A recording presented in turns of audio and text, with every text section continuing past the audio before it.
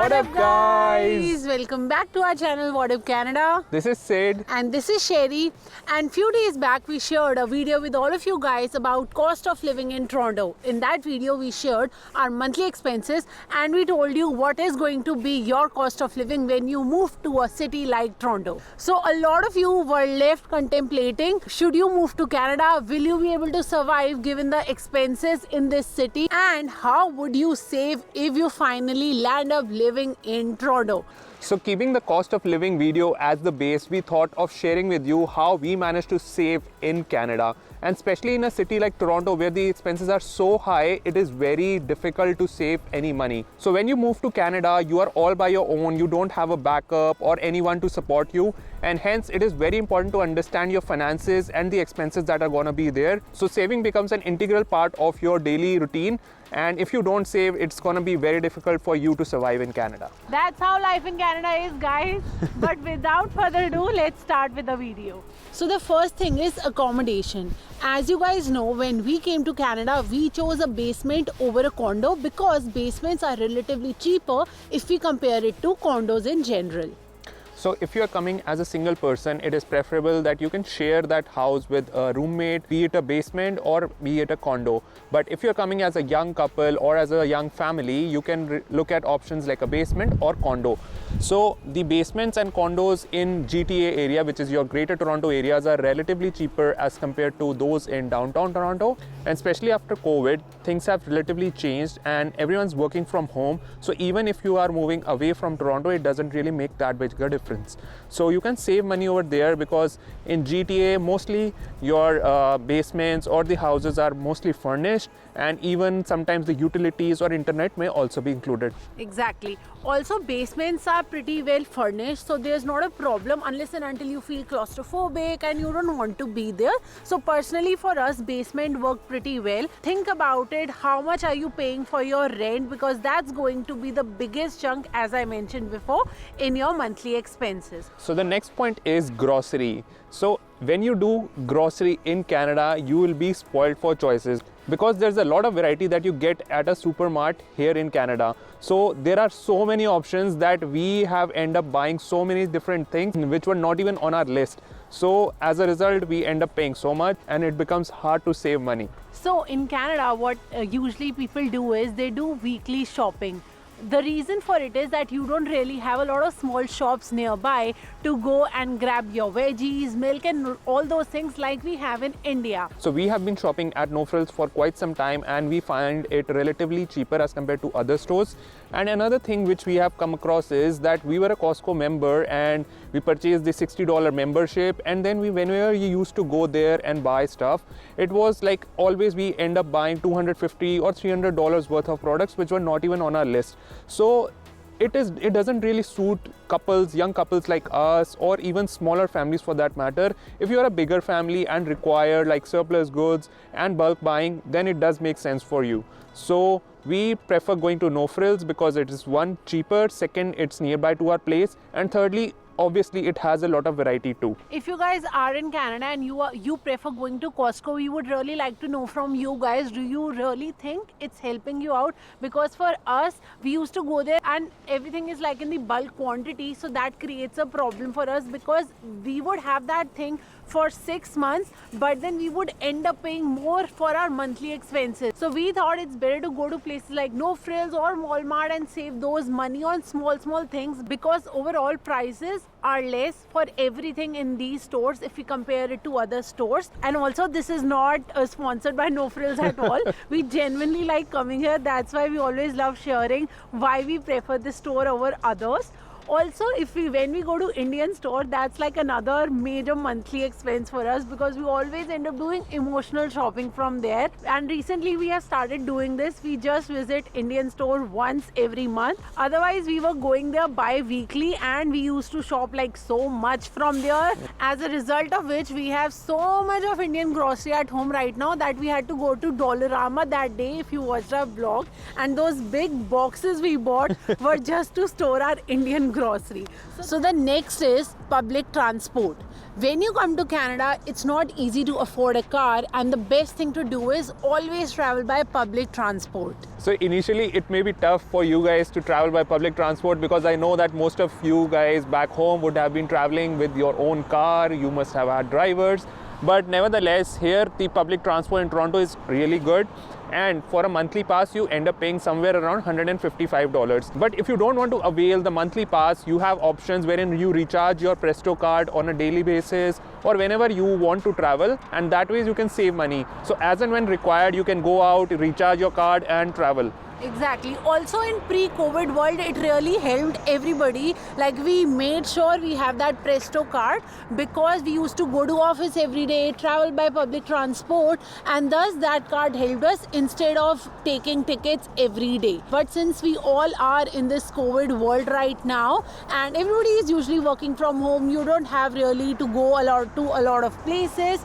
So right now maybe it doesn't make a lot of sense to get that Presto card if you are not traveling every day.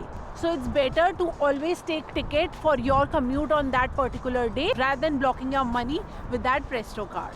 So the next thing is purchasing a car and how to save your money when you finally decide to get a car. So for us, we bought a car only when we both were stable in our jobs. We had a stable monthly income.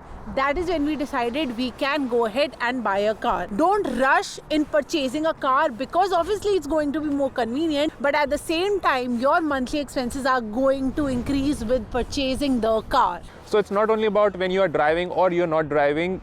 Irrespective of that, you'll be spending out the EMI and the insurance when you purchase a car. So when you shortlist your car, the best way to go forward is check out this website called Car Cost Canada, wherein it gives you the best price for your car model. So go there, check your price of the model which you are interested in, and thereafter negotiate the price with the dealer. They won't match the same price, but definitely you can bring the cost which the dealer has provided you to the very minimum. We did the same, and that's why we're suggesting the same to you guys. Then comes your insurance. So for insurance, just shop around. You'll get different rates for your car, and depending on your experience, depending on where you live. So what I did was I already had a tenant insurance with my bank, and then I asked them about the price since I was buying a car. So what they did was they clubbed my tenant insurance and auto insurance, and they provided me with a really good deal, which was unmatched by all the other people who were providing me with the insurance quotes. So I took that deal, and it's like helping me out quite a lot, and I saved so many dollars out there. And finally, there's another cost, which is the fuel cost, your maintenance and parking as well.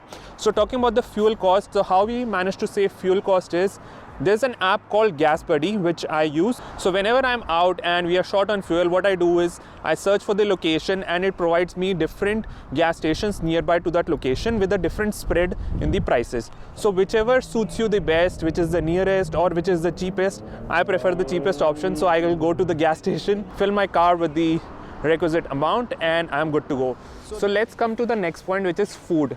So if you are a foodie like us, you'll be always enticed to try out different cuisine outside.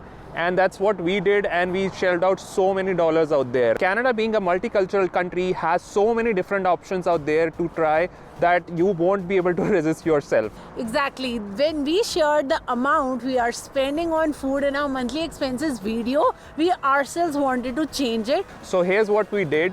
We made a schedule of things we will be ordering from outside, and we kept it limited to weekends only. So we made sure that we are not ordering anything on weekdays, so that we just limit it to weekends, and that's how we can save costs there. And we started noting down whenever we were ordering from outside the amount we were spending on that particular meal, and that helped us analyze where do we want to spend our money. So we restricted ourselves to $200 to $250 per month, which was initially $350 to $400 if you would have seen our previous video of cost of living in Toronto. You can very well see how much we restricted ourselves. It's not only about restriction, I would say we made smart choices now as compared to what we were doing earlier. We were just going out to different restaurants and like trying out different things, which is not wrong in a way, but once you get hold of different restaurants and what are the prices like, you can definitely save money there, not even compromising on what food you want to have. And it's okay to treat yourself once in a while. Like, we're not saying we don't go to fancy restaurants. These days, anyways, it's like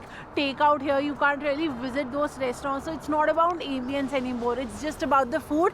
Honestly, there were restaurants who charge you around $15 for a particular item, and other restaurants charging around $7 for that. So if the taste is similar, then why not go for that $7, which we weren't doing previously. So by doing this, it really helped us, and I'm so happy to announce that we were able to restrict ourselves within the $250 budget this month. So yay! And that's why we are sharing this video, and I think it's really good to start saving some money rather than just spending it without thinking, because in Canada actually you are living from check to check. Whatever you are earning, you are spending it on your rent, transportation, food and all those things. So why not make smart choices versus emotional choices? Yeah, I think that's the right word. Yep.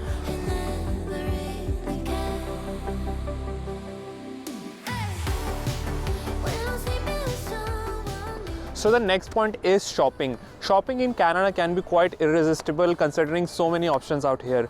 So there are a few tips as to how you guys can manage your shopping expenses in Canada, and you can shop and earn as well. So we'll tell you about those things now.